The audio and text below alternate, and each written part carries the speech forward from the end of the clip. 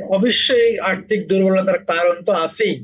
তাদেরকে যেই যেই ক্রাইটেরিয়ার ভিত্তিতে দুর্বল বলা হচ্ছে, সেই কারণগুলো অলমোস্ট সবগুলোই বিদ্যমান একটা ব্যাংকে দুর্বল বলার জন্য। যেই যেই ইন্ডিকেটর গুলো এখানে আসে, যে ফান্ডামেন্টালস গুলো এখানে আসে, সেগুলো বাংলাদেশ ব্যাংক একটি ফরেন্সিক অডিট করেছেন, যেটা আমাদেরকে AQR অ্যাসেট কোয়ালিটি রিভিউ করেছেন।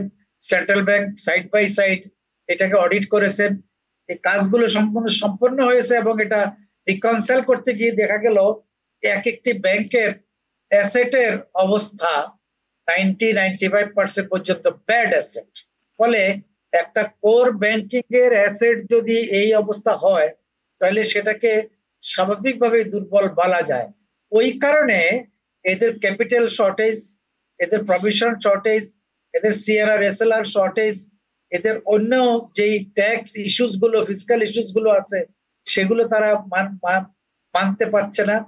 ফলে ইন্ডিকেটরের দিক থেকে, সংখ্যাগত দিক থেকে, গুণগত দিক থেকে এগুলাকে বাংলাদেশ ব্যাংক দুর্বল চিহ্নিত করেছেন এবং এগুলোর জন্য যথাযথ ব্যবস্থা যা নেওয়ার, 12টি ব্যাংকে বোর্ড চেঞ্জ করা, এখন যে নতুন বিষয়টা আসছে মার্জারের, এগুলোকে মার্জার করে ইসলামিক 5টা ব্যাংক, এখানে খেয়াল করতে হবে 12টি ব্যাংকের মধ্যে ইসলামিক ঘরানার 5টা ব্যাংকে এখানে নেওয়া হয়েছে।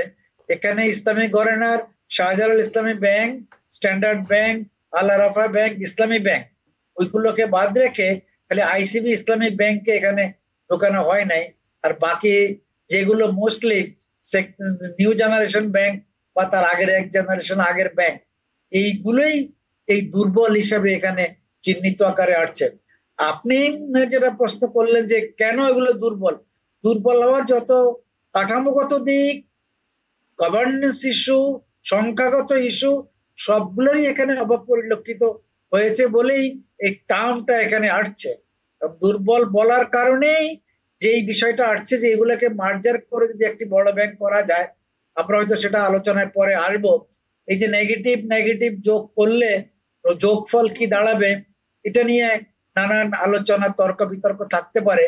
কিন্তু সেন্ট্রাল ব্যাংক ইজ ডিটারমিন, তারা এই সংক্রান্ত আইন পাশ করেছেন, ব্যাংক রেজুলেশন অর্ডিন্যান্স 2025, যার মধ্যে বোঝা যাচ্ছে এই বিষয়টা এখন রোল আউট করছে।